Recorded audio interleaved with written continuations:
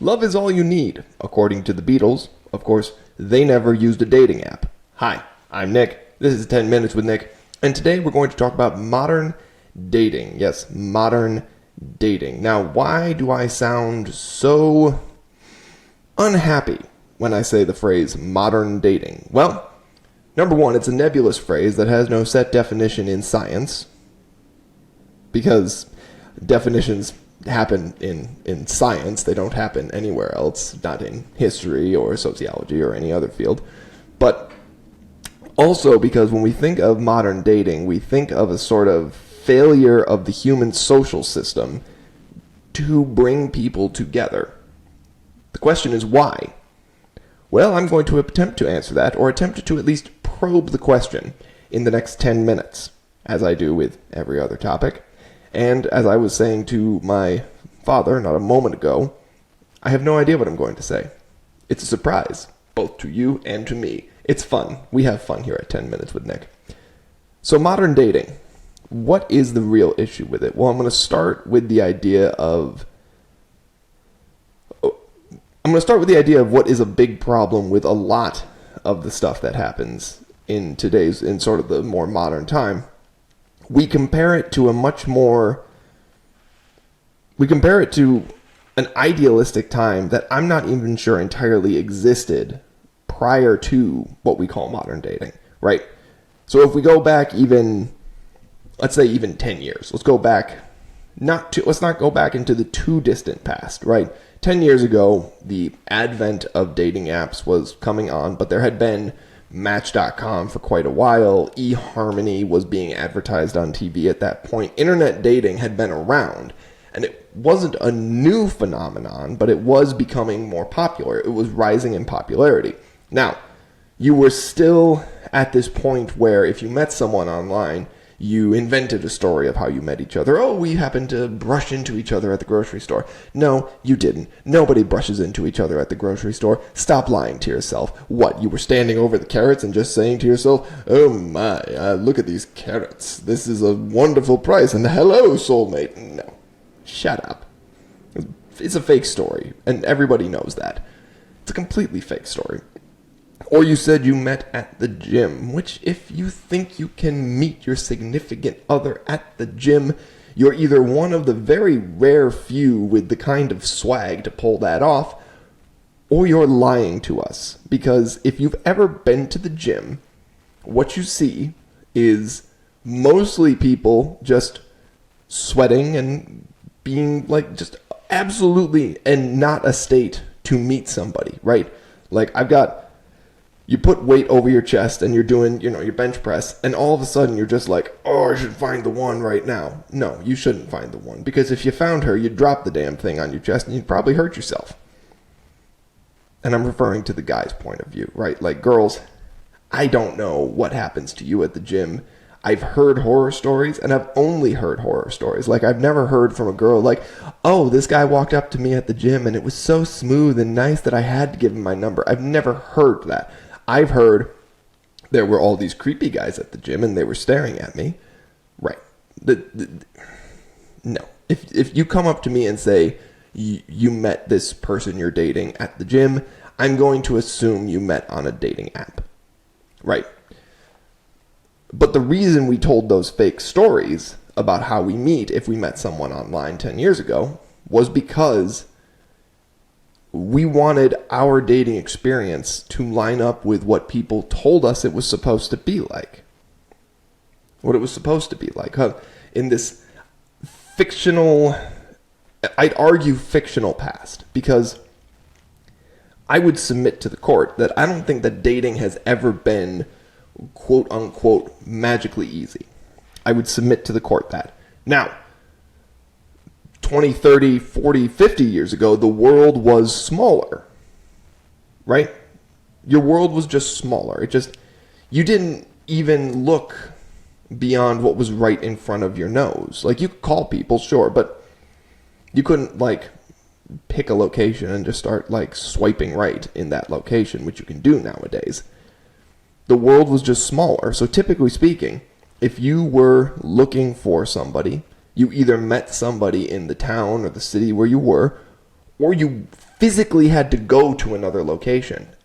Like you left home and, moved to the wilds of New York City or the wilds of California or Los Angeles or something. Right. The world was smaller. So you had to interact with the people around you. You didn't have your face stuck in your phone. So one complaint about modern dating is that, that was like a perfect dating world back then. Was it? I mean, was it any easier for guys and girls to figure out, dating? I don't think so. Because if there's one thing I know about men, and, I don't know everything, but I know a little bit, we're none too bright when it comes to dating. We're none too bright. Now, granted, there are some guys out there who just have what the kids call riz. We would have called it swag back in my era.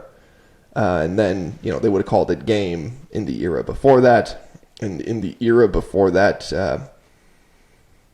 I don't know, they'd have called it grease lightning.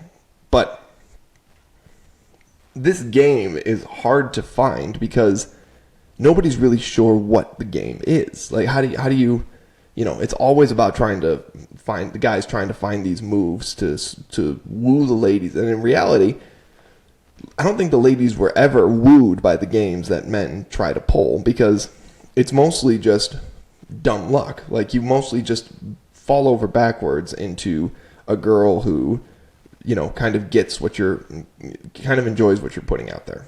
And she never enjoys it for the reason that you are putting it out there. Like, she never enjoys it for that reason. Like, it's usually because, wow, he's an adorable idiot. All right, I'll go on a date with him. And then over time, you both have your personalities and you mesh, and it goes from there. The problem today is that, number one, as I said, we're comparing to this idealized era that never really existed. And number two, we have paralysis by option. What do I mean by that? I mean, there's too much going on. There's, like, when you have these dating apps where you can just swipe right all day, there are seemingly endless options for dating. Now, it doesn't mean there are actually endless options. That's the illusion of the Tinders and the Bumbles of the world. You see just all of these people who have accounts. That doesn't mean they're all options. Number one, because saying they're options would eliminate the humanity of the women you're attempting to go on dates with. But it also, your options are the people who are also interested in you. Your options are not the people who aren't interested in you. And frankly, it turns dating into an unhealthy game. It turns dating into an unhealthy game because, number one, people no longer really like to meet in person. We no longer like to, stumble upon each other and have a face-to-face conversation. But number two, that means people have to meet through these apps. And these apps are really closer to gambling in terms of success than they are to honest-to-God human conversation. They're closer to gambling than they are to honest-to-God human conversation, because just because you swipe right on somebody doesn't mean they're going to necessarily see the fact that you've swiped right on them, or they're going to find out that you swiped right on them. And it probably has nothing to do, and I need to take a moment here to say this. This is from the male perspective, right? Because I know girls in the internet age, it's completely overwhelming the amount of attention a girl can potentially receive, because men on the internet have the freedom to be their most horrible, darkest selves. Me included in the past. We won't get into that.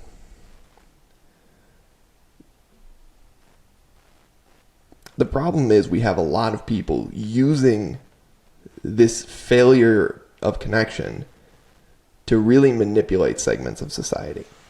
You have this paralysis by options coming out there, and the fact that when you swipe right, you don't end up with a match, and it sort of starts to weigh on you a little bit. And then somebody comes along and gets in your ear and says, yeah, you see why you're not getting matches? It's because, there are these creepos out there who are doing things that, somehow girls find more attractive, and they're playing you. These girls are just playing you, and it's nonsense.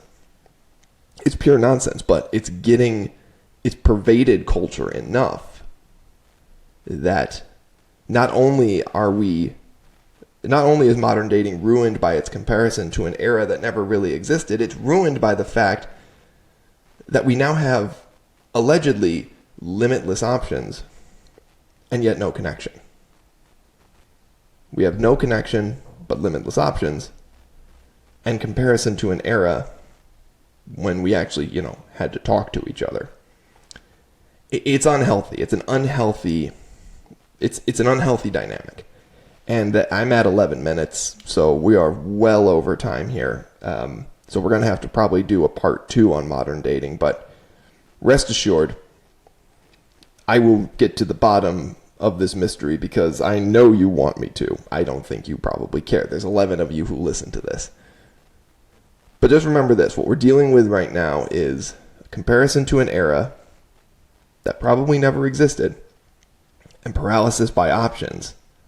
And then, I don't have an extra hand, but number 3, comparison, paralysis by options, the use of that paralysis to poison the well even more. We'll talk about it more in a part 2. I'm Nick. This is 10 Minutes with Nick. Have a great day.